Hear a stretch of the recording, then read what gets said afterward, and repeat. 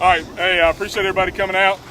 Last voluntary workout, and I want to say I've been impressed with what we've got done over this past, since March really. A lot of y'all committed to come out here, and it's put our team so far ahead of schedule. It's going to make a huge difference when we start practicing all in a second. A lot of teams actually are just now getting their rosters, and the coaches are calling their teams, introducing themselves. So we're so far past that, it's going to make a difference. Particularly our group is very young. We've only got 4 or 5 kids that have played actual football before. And there's another Pop Warner team, Mighty team that will play. They got 16 returning. So that's a big difference. Well, we're going to break that down real quick.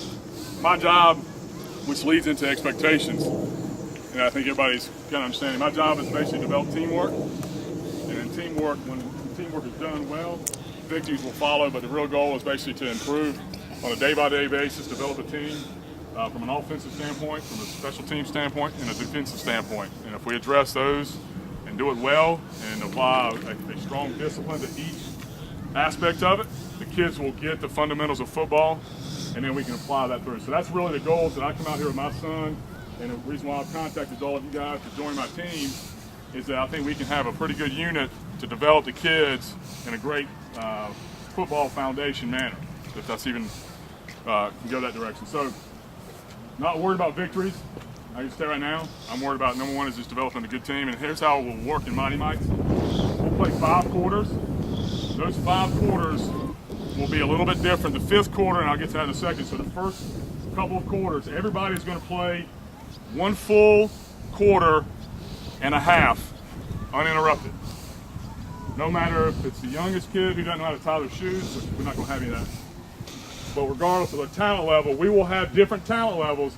Everybody will get at least 1 full quarter and a half. Let me explain how that works. The first full quarter, they're going to play both offense and defense. So for example, I'll tell Jake Brennan he's going to be on Team Red. He might be first quarter. We're going to have a team that's going to go out there. Everybody else is going to stay put. That first team is going to play the first quarter, offense and defense, no matter what. We're going to balance our team to have some good players and some developed players. And when I say develop, my son is going to be a developmental player. He's a 7-year-old. He's not played tackle football before. He's got a lot of learning to do. So he'll be one of those developed kids. We got some kids that are going to be a little bit more advanced. That team will play. Second quarter comes in. Another team comes in. Same rules. Uninterrupted play unless we get an injury. Third quarter comes in because we got 29 kids. About that third time, then we'll start to change the other side, which is you'll get a half quarter of designated football. What that means is, let's say, for example, I'm going to use Jake Brennan for example. You okay, Russ? Everything all right? Need some water? So that half quarter uninterrupted. So we get full quarter uninterrupted, and we have the half quarter. Half quarter essentially means if Jake Brennan is designated to play either offense or defense. So Jake's already come off a quarter playing both offense and defense. Now he's going to get a designated quarter to be my linebacker for the third quarter or the fourth quarter. So what happens is from there, if they get the ball and he's playing linebacker and he's designated as playing linebacker, but we are on offense the whole quarter, he was designated to play that half, that means he's satisfied his half quarter, okay? So then what we do is once we get everybody met their requirements, their full quarter uninterrupted and their half quarter uninterrupted designated, they don't have to get on the field.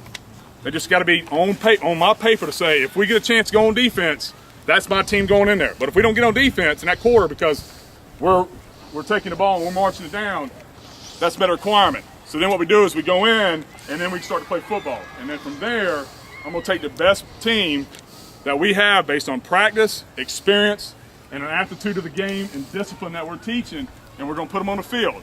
That's when real football starts to play. The developed kids, they will probably not play as much. However, when we get to an 18-point spread and we're up by 18 points or getting close to it, I'm turning the dogs off. I'm putting anybody and everybody in that game. Kids that are developed as offensive linemen, they may actually play running back that time. So that's when we really cool it down, take some of our kids that are more skilled, they're going to come off. They've done their job.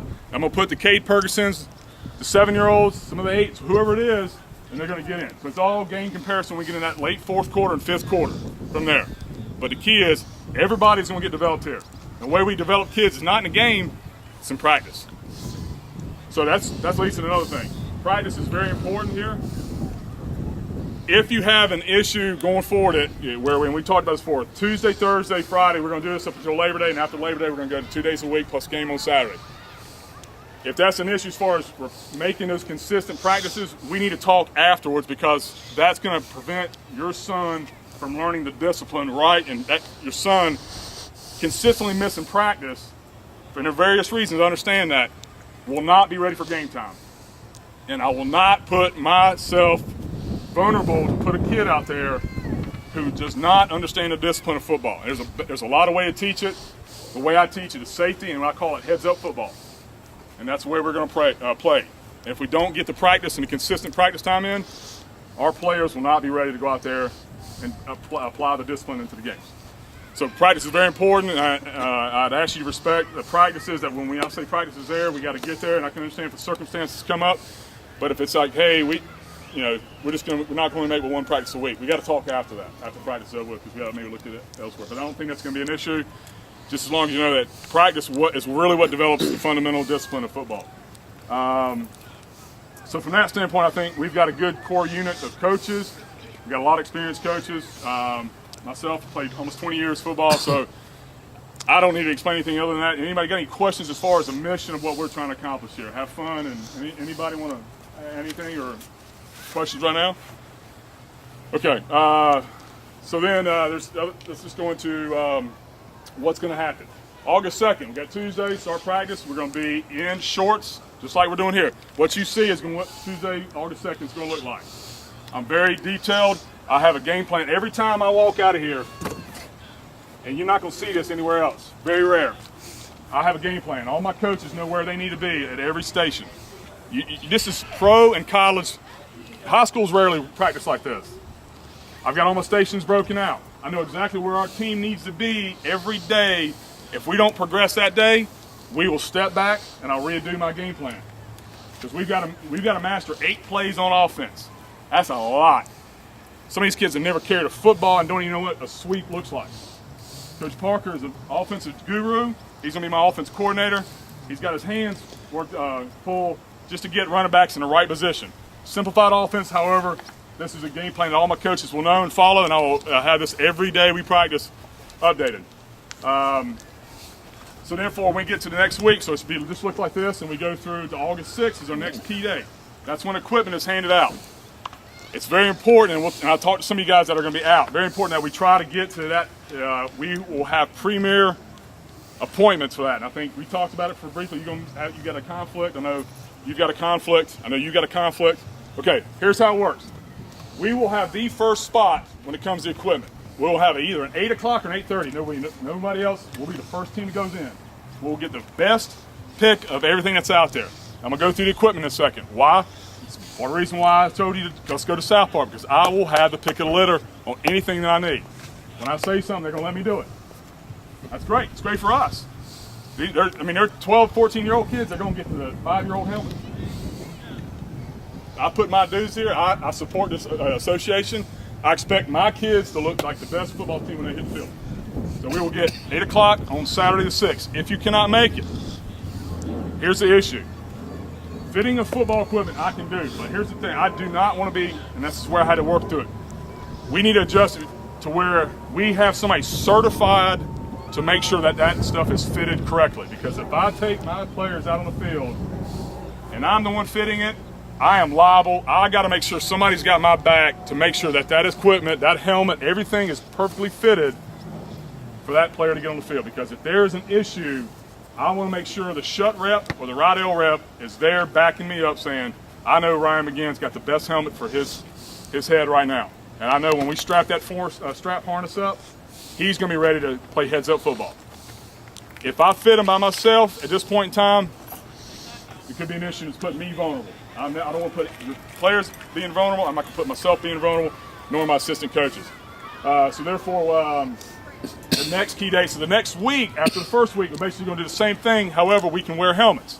So if you miss the first practice or the first equipment handout, you're not missing anything, because the next week, we still can't make contact, but we can wear helmets to get aptitude. We've got to make sure we get a certain amount of days. We're supposed to get 10 hours before we can have full contact.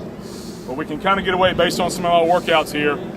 with probably less than that, maybe 6 hours. So it's very important that we have some time involved before we make those contacts. So the next key date is the 13th, following Saturday, is the follow-up equipment handout.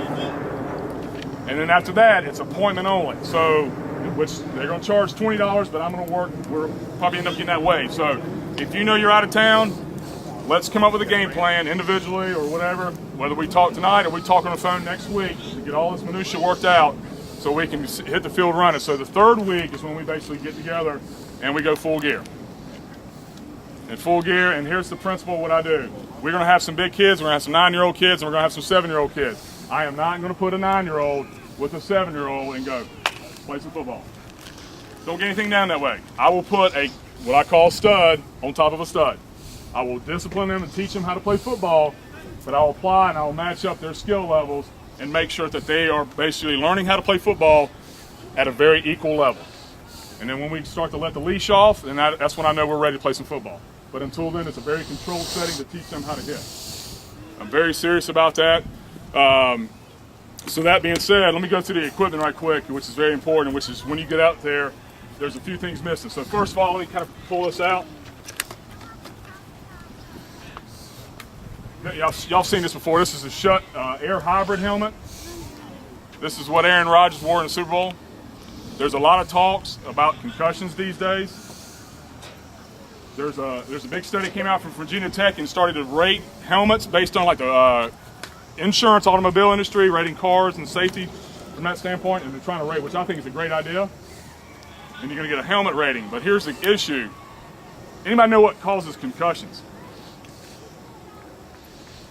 Well, the head stopping real fast, your brain keeps moving. Keeps moving and bruises the back and bounces backwards. Right. So how does a helmet like this versus another helmet solve concussions? Doesn't really, but here's what they say. They can make a helmet, they make a Rydell Speed, it's about $200. They make it slightly larger, and they say that prevents concussions. I've played a lot of football, you're gonna get a concussion rarely, but if you get it, it is. It's just a hot topic these days. It's just the way media is, they're jumping on it. I never had a concussion playing, I'm not saying it will happen, but we'll get to injuries in a second. So that being said, this is what they call a medium grade concussion rated helmet. Not much difference from the top rated because it's not much smaller than what they have. So I don't have an issue as far as this. I'm gonna strap this onto my son and we're gonna play football with it. There should not be any issue. So as far as the helmet, the other helmets are a smidge larger, and they think that by having a bigger radius of circumference, it's gonna deflect the blow more so than maybe a smaller helmet, okay? Yeah, okay, once you go sit down, you wanna get some water? Why don't you take a look at that, okay. On the 6 and stuff, what we need is we're going to be missing a practice jersey. I will probably end up buying all the practice jerseys, and I'll have our team on go throughout and try to collect it. We'll need to buy game socks. I'm going to buy the game socks. They're going to be red and somewhat white, but they're going to look kind of NFL looking. But I don't want to have everybody interpret what I want, so I'm going to buy the socks that will be youth oriented. Again, the uniform is a uni. Everybody's going to look the same. I'm a big fan of making sure, at least at this level, we don't stand out based on a different, whatever. We're going to try to stay as uniform as we can. So we're going to have to buy practice jerseys. I will have those ready for practice. And again, that's part of some of the ancillary money that we may need to pick up. If you don't have it, that's fine. I'm going to absorb it. I want to make sure my team looks really good when we get on the practice field as well as the football field. Pants, we will actually be handed out snap-ons with a 7-piece individual set. This is what a basic pant looks like. It's individual. You slide your thighs, your knees inside of it. You take them out and you can wash them. You can either do a snap-in hip and butt pads, or you can buy a girdle to do that. Or, that's what comes with our game. You can also wear that for practice as well.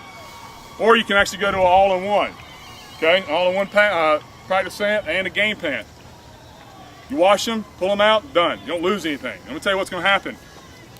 We can buy these for probably $17, but they don't come in smalls, unfortunately. Now, for $17, they don't come in smalls.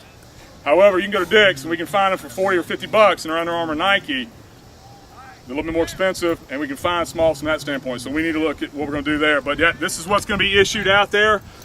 If you want to do something individually, just let me know, and we'll talk about it. Again, this is easy because what happens is when Johnny gets on Friday, finishes practice, Mom takes the pads out, and all of a sudden game time, everybody's running around with their head cut off, and they go, "Ooh, I don't have my pads. Johnny can't play." That's just, I cannot keep up. I'll try to keep as much ancillary stuff as I can, but it's going to be difficult for me to have all that stuff. So we'll have to look through and we'll work through this. And I'm asking all you guys, just, as my liaisons, to help me out too, because this is a big process.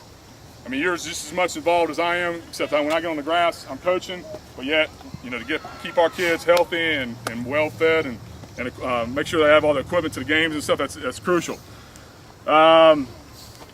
Mouthpiece, let's do a red mouthpiece. Got any questions? They'll sell them. They'll do 2 for $5 on Saturday the 6th, but you can go to Dick's. You can pick up a Shock Dr. Gel Max. That's what I recommend. It's red. It's one of the best mouthpieces ever made. Melt them down, read the instructions, pretty easy to go from there. Kids can wear the gloves. There's an example of some gloves, just some little auxiliary gloves that you can wear. Shoulder pads, these are old shoulder pads. We'll have brand new shoulder pads. Some of you may have your own, but obviously this is the size of them that we'll have. Let's see here. So really what we don't have is mouthpiece.